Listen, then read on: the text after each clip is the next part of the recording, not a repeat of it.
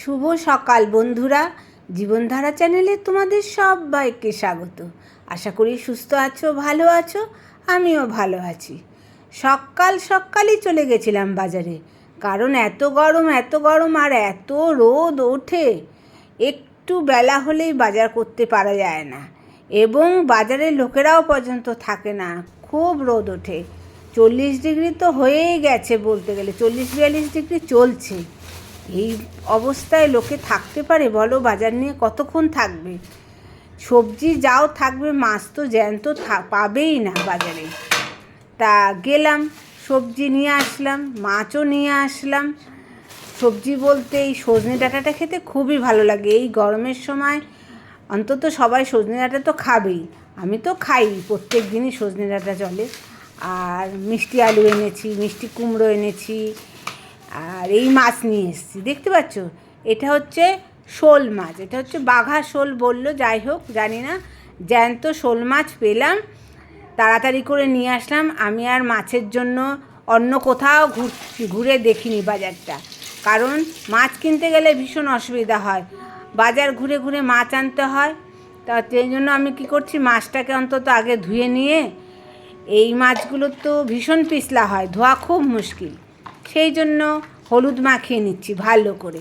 হলুদ মাখিয়ে কিছুক্ষণ রেখে তারপরে জল দিয়ে মাছগুলোকে ধুয়ে নেব, নাহলে এই গায়ে এত পিছলা থাকে না, উঠতে চায় না। আর এই মাছের আঁশও ভীষণ লেগে থাকে গায়ের মধ্যে। মাছ ধোয়া হয়ে গেছে, এখন সোজা চলে যাব স্নান। মাছগুলো ভালো করে বাজারে গেছি, পুরো ঘেমে গেছি, মানে বাজার থেকে মনে হয় স্নান করে এসেছি, এমন অবস্থা। তাই বাথরুমে স্নান টান করে দেখো জলগুলো ভরে রাখছি, কারণ তোমাদের কি বলবো, এই তো পান চালাবো, 10 মিনিটের মধ্যে জল গরম হয়ে যাচ্ছে আগুনের মতন। মনে হচ্ছে জানি চা খেতে গেলে তোমাদের জল গরম করতে হবে না, সেই জন্য জল আমাকে ভরে রাখতে হয়, কারণ আমাদের ছাদের ওপরেই ট্যাঙ্ক, ছাদের ওপরে আর ঘর নেই, সেই জন্য জলগুলো ভরে রাখি। তারপর যখন আবার স্নান করব তখন জল পাবো, ঠান্ডা জলটা পাওয়া যায়। একটা কুর্তি কাটিং করেছিলাম সেলাই করতে, সেটা আজকে সেলাইটা কমপ্লিট আমাকে করতেই হবে, কারণ দেরি করলে অন্য কুর্তিগুলো আমি আর সেলাই করতে পারবো না। সেই জন্য আজকে যে করে হোক, আজকে আমি কুর্তিটা সেলাই করেই ছাড়বো। সেই জন্য রান্না একটু পরে করব, আগে কুর্তিটা কিছুটা তো সেলাই করে নিই, তারপরে বাদবাকি করে তারপরে রান্নাতে যাব বাজার থেকে। এই জন্য সকালবেলা আরও চলে গেছি বাজারে, এদিকে গরমেরও ব্যাপার আছে, তাই কুর্তিটা এখন সেলাই করে নিচ্ছি।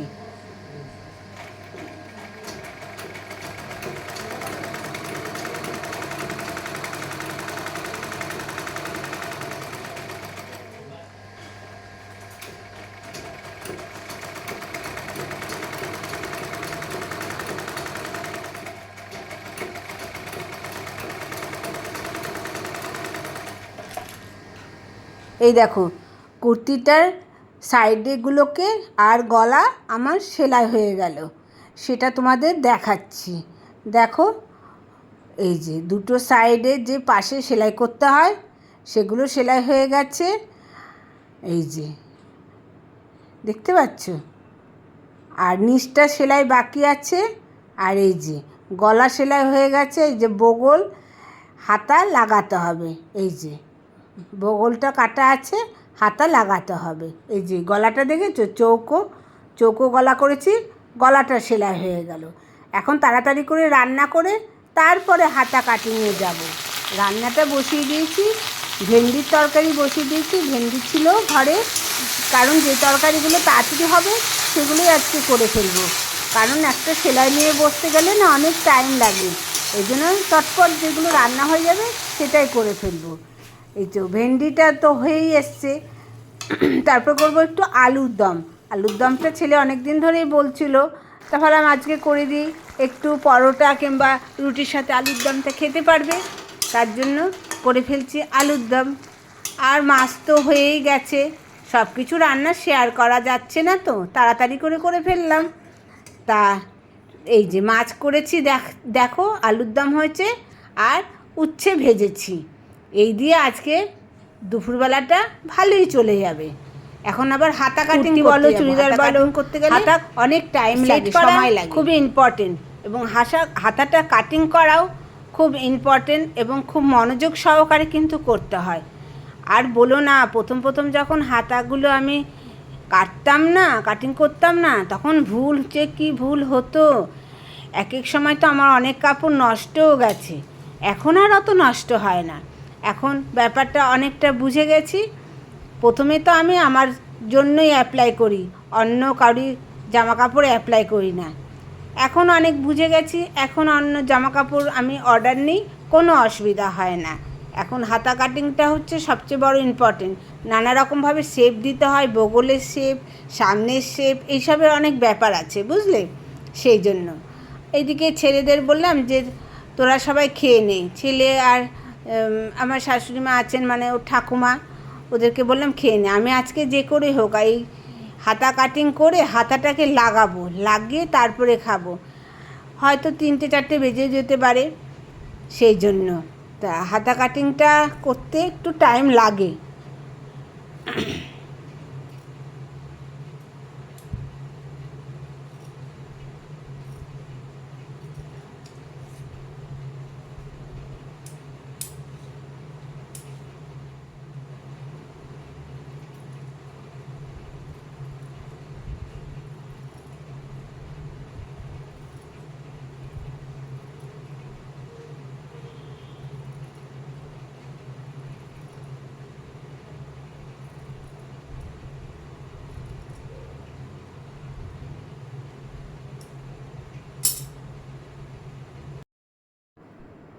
এই যে দেখতে পাচ্ছ হাতা কাটিংটা আমার কমপ্লিট।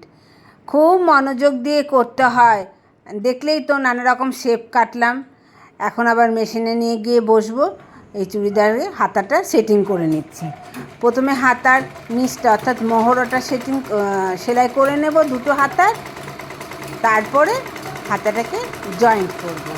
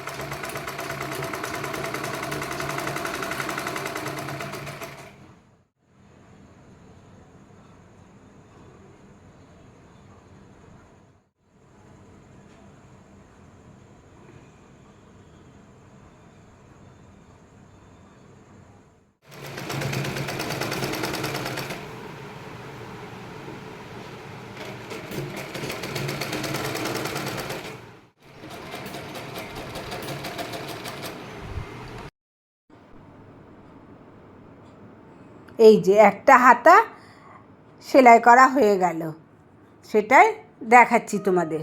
এই যে একদিকের হাতাটা সেলাই করা হয়ে গেল, খুব সুন্দরভাবে সেটিং হয়েছে। হাতার যদি কাটিংটা ঠিক মতন হয় তাহলে খুব সুন্দরভাবে বসে যায়। এবার আরেক দিকের হাতাটা লাগাবো এখানে, তাহলেই মোটামুটি চুড়িদারটা কমপ্লিট হবে। আরেক দিকে হাতাটা বসিয়ে এই যে তারপরে আমি হাতা বসিয়ে নিচ্ছি। এই যে কমপ্লিট হয়ে গেল আরেকটা হাতা বসানো। এই দুটো হাতা দেখে নিচ্ছি ঠিক আছে কি না। ঠিক আছে। আর এই গলাটা এখন হেম করতে হবে। এখন কি করব, খেয়ে দিয়ে একটু রেস্ট নিয়ে নেব। এখন আর বেশি কিছু কাজ নেই। এই যে গলাটা খালি একটু হেম করা বাকি আছে। গলাটাও খুব সুন্দর হয়েছে দেখতে পাচ্ছি, হাতা লাগানো পারফেক্ট আছে। আর নিচের দিকে সেলাই বাকি আছে। এই দেখো বিকালবেলা হেম করা চলে আসলাম একটু রেস্ট নিয়ে। আমার কুর্তির নিচের পোর্শনটা বাকি আছে, সেটা সেলাই করতে। আর গলাটা হেম করা বাকি আছে। ব্লকটা আর বেশি বাড়াবো না, এই তো এইটা সেলাই করে একটু বিকালের চা খেয়ে নেব, তাই চা বসিয়ে নিয়েছি। এদিকে ছেলেরও দুধ গরম করছি। তারপরে চুড়িদারটা পরে তোমাদের দেখাবো কীরকম হলো। এটা চুড়িদার না, অবশ্য কুর্তি। কীরকম হলো তোমাদের দেখাবো। ব্লগটা এখানেই শেষ করছি। যারা আমার এই চ্যানেলে নতুন তারা অবশ্যই চ্যানেলটিকে সাবস্ক্রাইব করে দিও।